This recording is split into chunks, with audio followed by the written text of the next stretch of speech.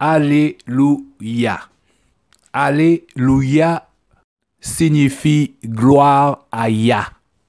Yah, c'est le diminutif de Yahweh. Yah. Alléluia. Frères et sœurs, bien-aimés, revenons à la parole biblique. Pendant très longtemps, on s'est fait manipuler. Vous voyez? Des hommes ont pris la Bible et ils ont créé des religions.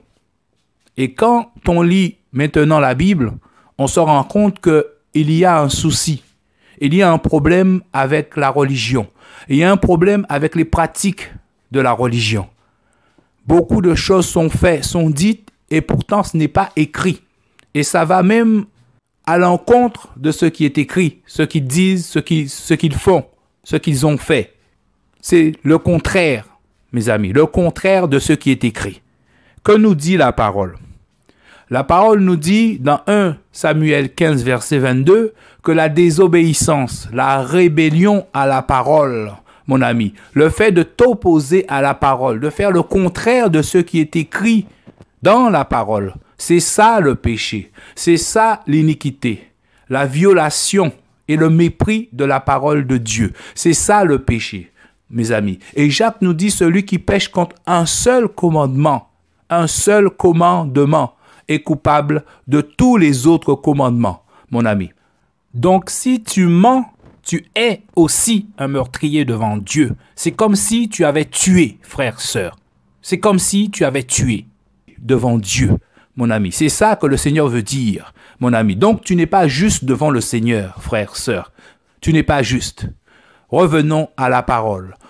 La Bible, mes amis, c'est notre notice de fonctionnement. Nous avons été créés, mes amis. Nous avons été créés par Jésus. C'est notre notice de fonctionnement. Et si tu fonctionnes d'une autre façon, mon ami, ça veut dire que tu es déformé. C'est comme dans un tribunal. Si tu vas dans le tribunal, les juges, mon ami, les avocats regardent par rapport à la parole, à la loi, mon ami. Est-ce que tu es en conformité avec la loi, avec la parole?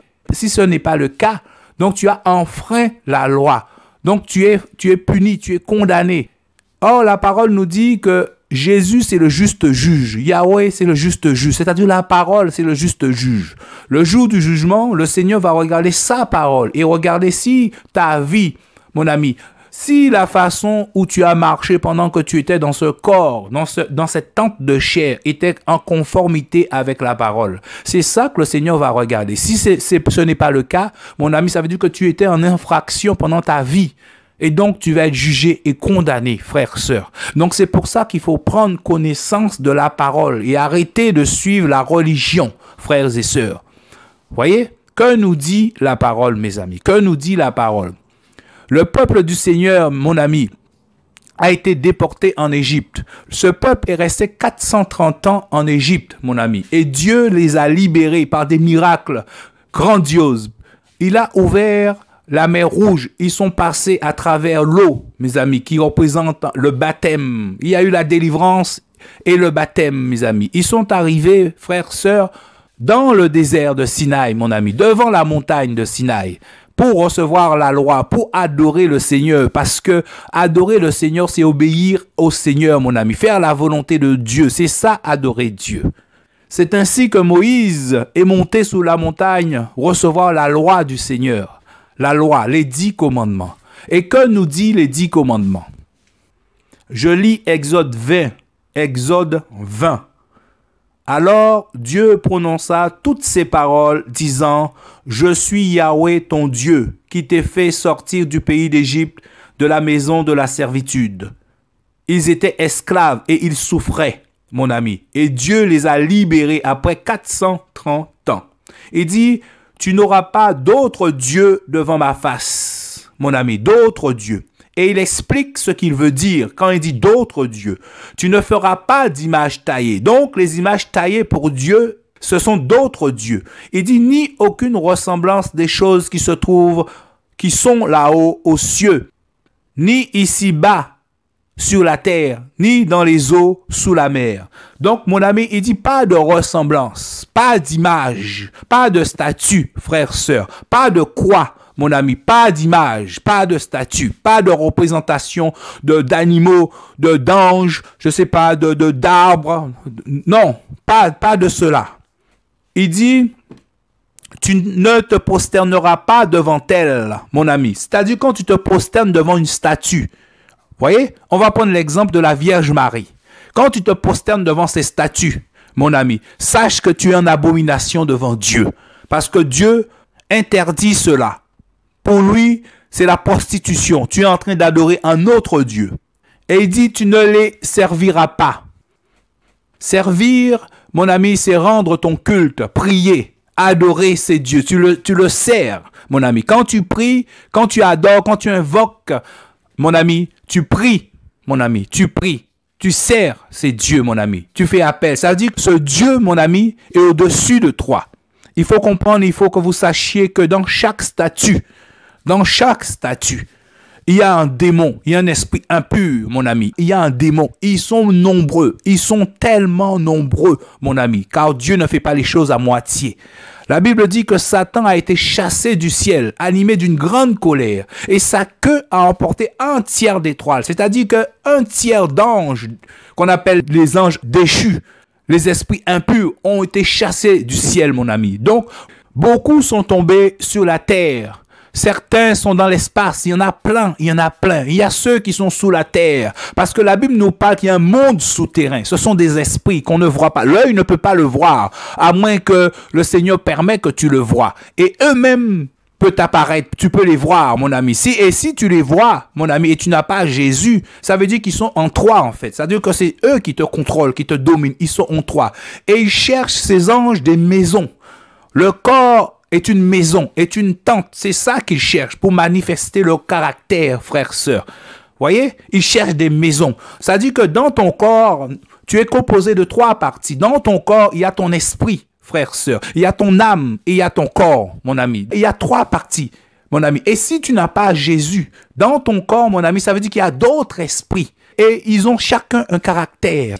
Si tu voles, mon ami, ça dit que tu as un esprit de vol en toi. Si tu mens, tu as un esprit de mensonge. Si tu es dans le sexe, alors tu n'es pas marié. Si tu as un esprit, tu es la sirène des eaux en toi, mon ami. C'est comme ça. Et c'est comme ça qu'ils agissent. Ils sont là. Mais ils ne veulent pas que tu saches qu'ils sont là, mon ami. Non. Ils ne veulent pas que tu saches, mais il te conduit. Il te conduit dans la désobéissance au Seigneur. Il te conduit à désobéir à Dieu. Dieu ne veut pas que tu sois dans le sexe avant le mariage, et bien ils vont te pousser. Tu vas même trouver que c'est une bonne chose. Comme Ève dans le jardin d'Éden. Quand Ève a ouvert son cœur à Satan, Satan a rempli son cœur. Elle a dit...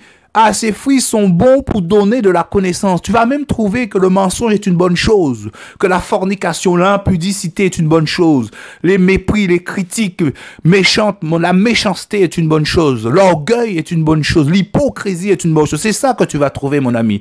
Si tu te laisses remplir, tu laisses Satan remplir ton cœur. Mais si Satan remplit ton cœur, il n'y a pas de place, mon ami, pour le Seigneur. Où est la place du Seigneur, frères, sœurs? Où est la place du Seigneur?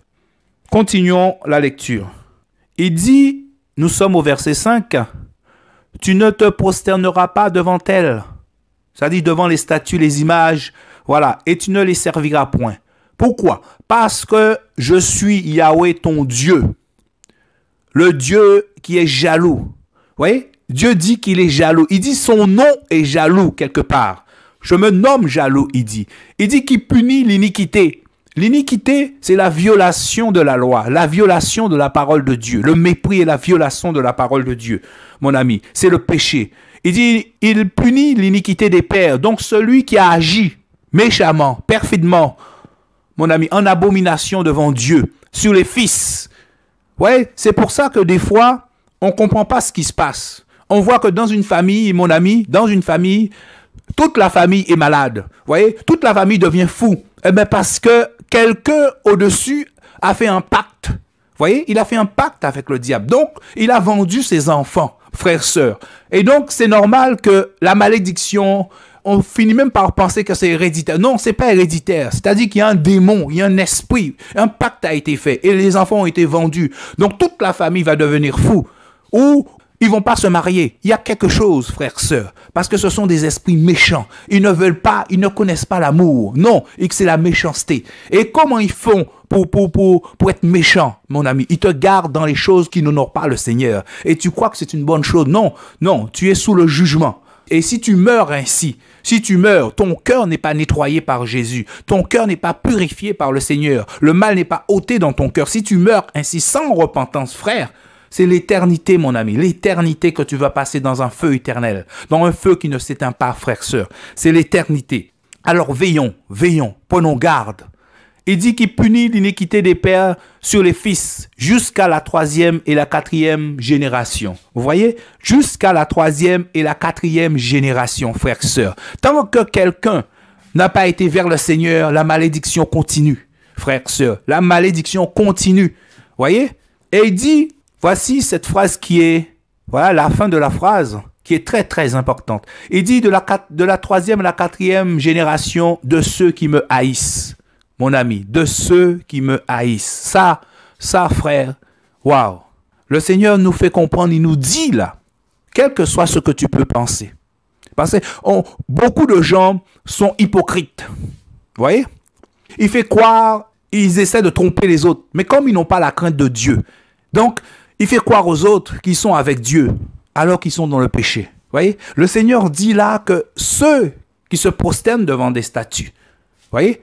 Nous allons prendre l'exemple de cette église, vous voyez, qui te fait te prosterner devant des statues, qui te fait adorer les statues, mon ami, qui te fait prier les statues, qui te fait invoquer les morts, vous voyez, des gens qui sont morts. Oh, Saint-Pierre, Saint-Paul, voilà. Il te fait prier, te prosterner devant ces choses. Mon ami, si tu fais ça, quel que soit ce que tu dis de ta bouche, Dieu n'a que faire de ce que tu dis de ta bouche. Si tu fais ces choses, mon ami, ça veut dire que tu es en abomination devant Dieu. Et la parole nous dit clairement que tu es Dieu. Pourtant, dans ton cœur, tu aimes le Seigneur. C'est ce que tu penses. Voyez? Mais qui t'a créé? Est-ce que c'est toi qui as créé Dieu ou c'est Dieu qui t'a créé? Qui a donné la loi? C'est toi qui as donné la loi, frère, sœur, ou c'est Dieu qui t'a donné la loi? La loi de Dieu, c'est que si tu te prosternes devant des statues, si tu adores les statues, parce que se prosterner devant des statues, c'est adorer les statues. C'est-à-dire que la statue est ton maître, frère, sœur. Et nous savons que dans chaque statue, il y a un démon, frère. Il y a un démon, il y a un esprit. Donc tu te prosternes devant un ange de Satan, que cet ange même est sous l'autorité de Satan. Donc tu te prosternes devant le diable. Donc tu n'aimes pas le Seigneur. Vous voyez? C'est de la prostitution, c'est de l'idolâtrie. Le Seigneur dit, aucun idolâtre n'entrera dans son royaume de Dieu. Aucun. Alors mes amis, nous avons reçu la connaissance, nous avons reçu l'intelligence, frères, sœurs. Alors sortons de ces bâtiments, sortons de ces religions. Voyez, allons vers le Seigneur. Aucune religion ne peut te sauver, frère. Le Seigneur va regarder, est-ce que ta vie est en conformité avec la notice qu'il t'a donnée? Voyez, arrêtons de suivre. Si Dieu ne te parle pas, si Jésus ne t'a pas parlé, frère, c'est-à-dire que tu n'appartiens pas à Jésus, il faut qu'il te parle. Et c'est ça. Beaucoup de gens ont du mal à comprendre que Dieu parle aux gens. Ils sont étonnés que Dieu parle, Jésus parle. La Bible dit que c'est le Saint-Esprit te témoigne que tu es enfant de Dieu. Mais c'est ça, en fait. Il te dit que tu es mon fils, tu es ma fille. Vous voyez? Pour te faire comprendre que tu n'es pas dans la religion. C'est lui qui te conduit. Alors, il faut sortir, mes amis, sortir des bâtiments, des habitudes, des traditions. Le Seigneur, mon ami, le Seigneur a dit aux Juifs que vous annulez les commandements de Dieu pour vos traditions. L'ennemi est rusé. L'ennemi te mélange. C'est ça son but. Tu crois que tu es avec Dieu, mais tu es mélangé. Tu es dans la compromission. Donc, tu n'es pas sur le chemin de la vérité. Voyez? Il fait rentrer les traditions dans la parole du Seigneur. Toi, tu ne t'en rends pas compte. Tu es dans le carnaval, frère, sœur. Tu es dans Noël, des traditions, frère, sœur. Toutes ces choses, il y a une base diabolique derrière toutes ces choses. Satan est derrière ces choses, frères, sœurs. Il faut sortir de là. Vous devez sortir de là et vous attacher à la parole. Nous sommes dans les temps de la fin. Jésus revient. Il va y avoir l'enlèvement des saints, frères, sœurs. L'enlèvement. Et si tu n'es pas prêt, mon ami, à partir avec Jésus, tu vas rester, frère, sœur. Et là, mon ami, pour sauver ta vie, il va falloir que tu meures, que tu donnes ta vie. Parce que la Bible nous dit qu'ils seront décapités. L'ennemi va chercher tous ceux qui ont le témoignage de Jésus pour les tuer. Mon ami, il va y avoir beaucoup de désistements. Beaucoup vont abandonner. Mon ami, si tu crois que tu souffres maintenant, non, c'est une grâce aujourd'hui. La Bible appelle ça une année de grâce. Parce que dans la grande tribulation, frères, sœurs, Satan en personne sera sur terre, dans un corps. Un homme ou une femme aura la puissance de Satan, frère. Les démons vont sortir du ciel, beaucoup. Et il va y avoir un massacre. Et la Bible dit, ce temps, cette souffrance, il va y avoir une souffrance, frères et sœurs, qui n'a jamais eu sur la terre et qui n'en aura jamais. Et il dit que la souffrance va être telle que même s'il était possible, même les élus, frères et sœurs, même les élus, voyez, même les élus auront perdu la foi. Mais comme c'est pas possible, il a abrégé ce jour pour que les élus soient sauvés, frère. Voyez, vous n'avez rien encore vu. On se plaint parce qu'il y a un petit virus qui tue. Mon ami, si on regarde sous l'échelle de l'humanité, le Seigneur a annoncé qu'il va y avoir des millions et des millions et des milliers et des milliers et des milliards, même des milliards de morts, frères, sœurs. Il va y en avoir beaucoup. Regardez, la mort frappe à tout va, la mort frappe. La mort, c'est un ennemi, c'est le dernier ennemi qui sera vaincu, la Bible dit. C'est ton ennemi, c'est pas ton ami, frère. Alors tu dois sauver ton âme. Ce corps, le Seigneur a dit que ce corps retournera à la poussière. Donc tu vas mourir, frère, sœur. Tu vas mourir de toute façon. Là, il faut sauver ton âme. Voyez? Ton âme, le corps, tu vas recevoir un corps, un nouveau corps. Un corps glorieux comme celui de Jésus. Donc il faut sauver ton âme. Il faut sortir de la religion. Il faut sortir, mon ami, des choses, des coutumes et des traditions que tu as apprises, mon ami. Il faut sortir de là. Ces choses ne vont pas te sauver. Devant le tribunal de Christ, tu vas être jugé et condamné, mon ami. Parce que tu n'es pas en conformité avec la loi, avec la notice, avec la parole biblique. Frère, voyez? Alors le Seigneur te tend la main, frères et sœurs. Il te tend la main. Voyez? Comme le peuple d'Israël. Il a libéré le peuple d'Israël. Voyez? Il a envoyé sa parole. Ils ont méprisé la parole. Ils sont entrés dans la fornication, dans l'impudicité, frère. Ils ont créé, frère. Ils ont créé une idole, un taureau. Voyez? Et ils se sont prosternés devant le taureau. Voyez? C'est ça qu'ils ont fait, frère. Ils ont blessé le cœur du Seigneur. Voyez? Et le Seigneur n'a pas supporté. Et il a dit que ce peuple, ces hommes, voyez, cette génération ne va pas entrer dans ce repos. C'est-à-dire que tous ces hommes et ces femmes qui ont commis cela, toute cette assemblée qui ont commis cela, mon ami, ils sont en enfer. Ils sont en train de souffrir, frères et sœurs. Vous voyez? Alors le Seigneur dit, si vous entendez sa voix, si vous entendez sa parole, n'endurcissez pas vos cœurs, frères. Tu n'as pas été mis sur terre pour le mariage, mon ami. Tu n'as pas été mis sur terre pour le travail, pour avoir de belles choses, frères, sœurs. Le Seigneur a décidé que l'humanité allait passer par le feu, les épreuves. Comme pour les anges aux cieux, il y a eu des épreuves. Il y a un tiers d'anges qui n'est pas resté dans la vérité. Vous voyez? Ils ont fait leur choix. Alors sur terre, c'est pareil. Le Seigneur a décidé ainsi car il est juste. Il allait mettre un choix devant l'homme entre le bien et le mal, la bénédiction et la malédiction, la vie et la mort. Et lui, il te dit de choisir la vie. Voyez? Et le vainqueur aura la vie éternelle. C'est la promesse qu'il nous a faite, la vie éternelle. Donc la vie que tu vis là, mon ami, ce n'est rien. C'est juste une petite vie. Tu as un choix à faire. Tu as le droit, tu as le choix de vivre dans la débauche. Tu as le choix de vivre sans Jésus. Même si le Seigneur contrôle et maîtrise toutes choses. Tu as un choix à faire. C'est rien.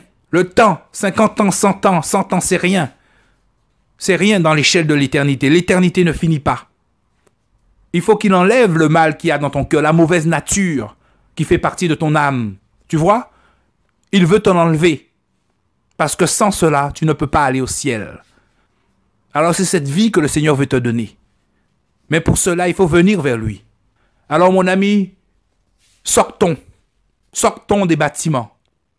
Sortons des religions. Sortons des assemblées. Et allons vers Jésus. Il a souffert hors du camp. Sortons. Sortons des traditions, des coutumes. Jésus n'y est pas. Dieu n'y est pas. Allons vers Jésus. Jésus, c'est la parole de Dieu. Frère, et c'est ça que Dieu veut. Il veut te remplir le cœur de sa parole. Il est la parole lui-même, de sa parole. Parce qu'il est jaloux. Il est un Dieu jaloux. Il ne veut pas, il t'a pas créé pour adorer un autre. Il t'a créé pour lui. Il veut que tu sois près de lui. Tu vois, frère, sœur, près de lui, à ses côtés, que tu observes sa parole, que tu lises sa parole, que tu pratiques sa parole, que tu le pratiques. C'est ça, Jésus. Alors tu as le choix, mon ami. Fais ton choix. Et que le Seigneur te bénisse. Que le Seigneur te garde, frère. Car tout le monde n'est pas de Dieu. Tout le monde n'est pas du Seigneur. Tous les gens que tu vois, mon ami, même s'ils parlent de Jésus, c'est à l'intérieur que cela se passe. Car Dieu ne regarde pas, il ne regarde pas à l'apparence des hommes. C'est pour ça qu'il commence par changer l'intérieur. Car c'est l'intérieur qui est mauvais. L'intérieur est mauvais. Le cœur. Alors va vers lui. Va. Comme ça, tu vas recevoir ta couronne. La couronne éternelle, la couronne de vie qui t'attend. Frère, sortons et allons vers Jésus. Yehoshua Mashiach, le Messie, le oint de Dieu, la parole de Dieu. Au nom de Jésus. Amen.